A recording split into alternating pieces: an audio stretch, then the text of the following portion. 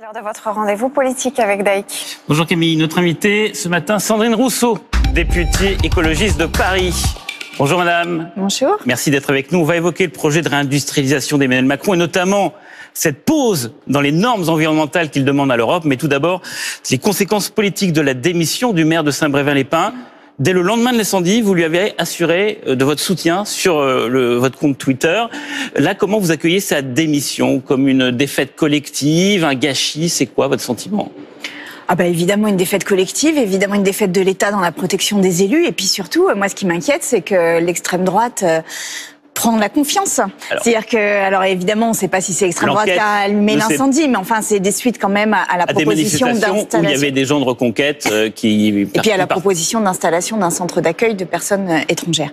Et là, l'extrême droite prend la confiance. On l'a vu avec la manifestation nazie, on le voit là.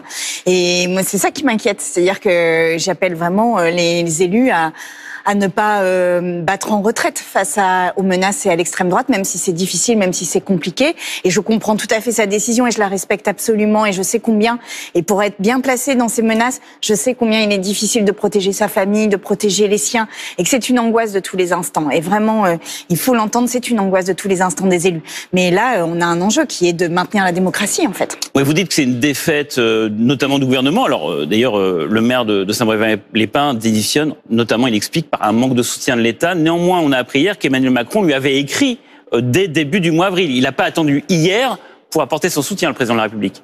Oui, mais est-ce qu'il a été sous protection? Est-ce que il y a eu... La préfecture dit que oui, en tout cas que c'était surveillé. Peut-être pas sous protection, mais surveillé. Manifestement, il ne s'est pas senti suffisamment en sécurité pour continuer, puisque il ne dit pas que c'est par lassitude de son mandat de maire qu'il le fait.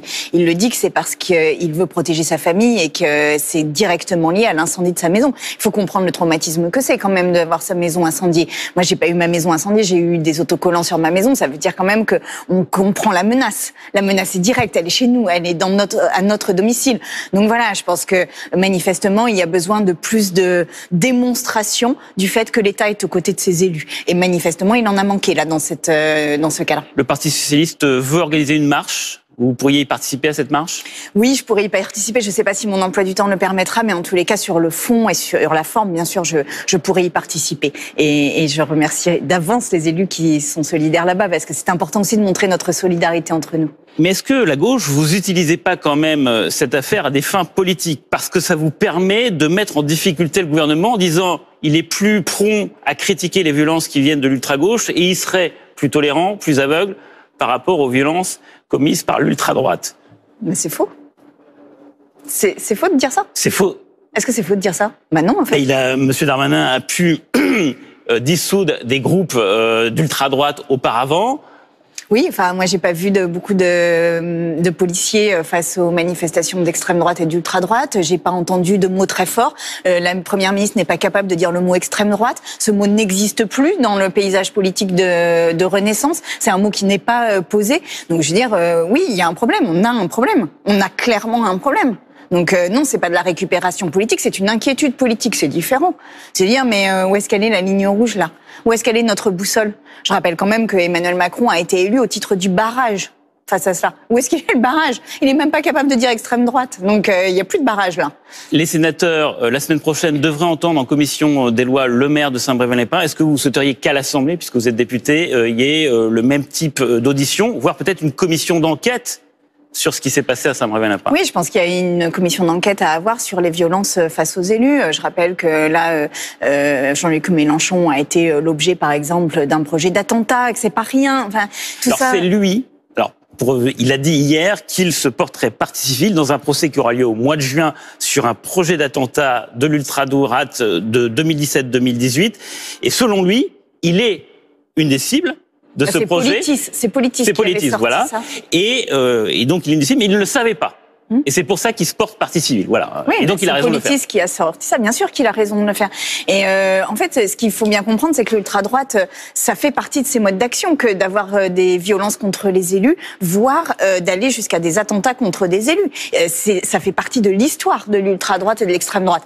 Donc voilà, ils prennent la confiance, ils sont dans les rues, ils investissent l'espace public, ils augmentent les menaces. Moi, je prends les paris que il est très possible qu'il y ait le début de ratonnade bientôt. Et donc ça, c'est pas possible. Oui, non, mais je le dis, c'est que la progression, là, il faut que ça s'arrête à un moment. Donc comment on met le coup d'arrêt? Eh bien, en montrant notre solidarité, en montrant la force de la démocratie face à ces méthodes, et en montrant que nous ne nous laisserons pas faire, et que surtout nous n'arrêterons pas. On va maintenant passer au deuxième thème, le projet de réindustrialisation évoqué par Emmanuel Macron hier. Il nous dit ceci, que oui, la réindustrialisation est possible, tout en ménageant une transition écologique et de permettre aussi la souveraineté du pays. Est-ce que l'équilibre qu'il a proposé vous convient? Mais non. C'est sans surprise, mais le truc de l'industrie verte, c'est comme la finance verte, c'est comme la consommation verte. Enfin, je sais pas, c'est à la fin rien n'est vert là-dedans. Hein. C'est-à-dire que en 2030, il faut diminuer par 2 nos émissions de carbone. L'État français d'Emmanuel Macron s'est fait condamner par le Conseil d'État parce que cette semaine pour inaction, Et là, justement, il propose des actions. Création d'un crédit d'impôt spécial industrie verte, assurance d'acheter sur les marchés publics européens en fonction de critères verts, conditionnement de l'aide automobile à l'empreinte carbone du véhicule et 700 millions d'euros consacrés à la formation dans les nouveaux métiers. Ça part du principe que la croissance verte est possible. Et moi, je vous le dis, il n'y a pas de croissance verte. Il n'y a pas de croissance verte, ça n'existe pas. Donc il faut diminuer notre niveau de consommation. Et c'est pas en produisant plus des trucs qu'on va appeler verts que c'est mieux. Donc oui, on pourra diminuer un tout petit peu nos émissions de carbone. Mais de toute façon, on augmentera nos productions, on augmentera nos consommations. Donc à la fin, l'effet de diminution par voiture produite sera nul, par exemple. C'est ce qu'on appelle l'effet rebond en économie. Vous pouvez diminuer la quantité de carbone pour la production d'une voiture. Si vous en vendez 3 à la place d'une, de toute façon, vous émettez plus de carbone. Et ça, c'est cette idée que Boulding avait qualifiée ainsi, pour croire qu'une croissance illimitée dans un monde fini est possible, il faut être soit fou, soit économiste. Eh bien, en fait, je pense que Emmanuel Macron est soit fou, soit économiste. Parce qu'il a une formation d'économiste. Il pense qu'une croissance illimitée dans un monde fini est possible.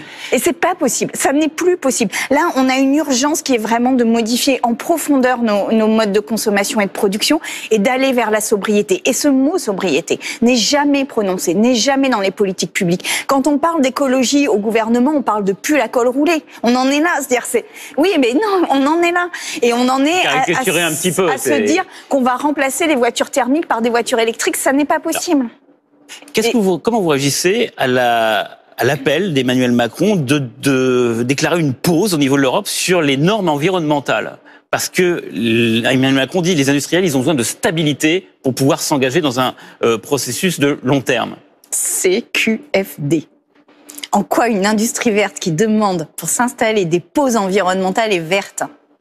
CQFD, ce qu'il fallait démontrer, que les normes en Europe sont déjà assez hautes et qu'il y a un décalage par rapport aux normes demandées aux États-Unis et à la Chine et que donc les industriels français, européens, ont une difficulté supplémentaire.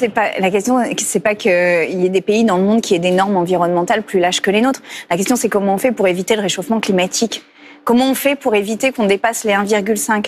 On est dans une situation extraordinaire de sécheresse incroyable. On est dans une situation dont on est en train de perdre le contrôle, qui est à la limite d'un effondrement. C'est irresponsable de demander une pause dans les normes ? C'est absolument irresponsable. Les populations d'insectes, parce que la diminution des normes, ça va notamment être sur la biodiversité, sur l'artificialisation des sols. On est dans un effondrement des populations d'insectes, d'oiseaux, de toute la biodiversité.